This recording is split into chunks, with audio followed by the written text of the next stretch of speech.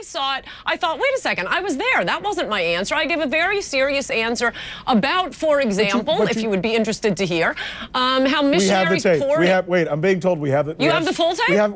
We have about 3 minutes of it, all right? We're not going to show the entire thing because it might get a little on the boring side, but let's... Because it's very interesting. 3 minutes? Edifying. We're going to be done here in a minute. All right, let's listen to some of this. That's a lot to cut out of a tape. You can comment here. You can comment. Your mic's going to stay on. All right, let's watch some of this. Now, here you're being heckled, right? No. I'm waiting. I'm about to give my answer. It's a very good answer. And I hope you play the full answer. Oh, we will.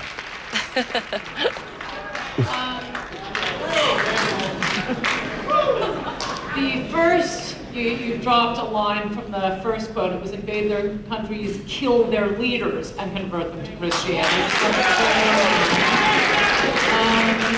And, you know, by the way, this shows, I thought it was just, you know, American public schools that produced ignorant people. This is what America has done after World War II, after the Korean War, after we won World War II, the emperor went to MacArthur and said, okay, we're ready to convert. And MacArthur said, well, actually, we don't convert people forcibly. Also, as he's described, he said he didn't know whether to convert them to Protestantism or Catholicism. But he put out the call for Christian missionaries to come to Japan, and they poured in. And you don't convert people forcibly, but Christian missionaries have been operating throughout Japan for years, and they certainly have religious freedom in Japan. And I would add, we haven't heard a peep out of them.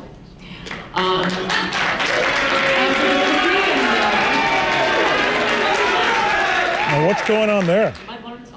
After the Korean War, the exact same thing happened. A call was put out for Christian missionaries to go into South Korea. The Christian missionaries poured in, and it is one of the greatest success stories of Christianity.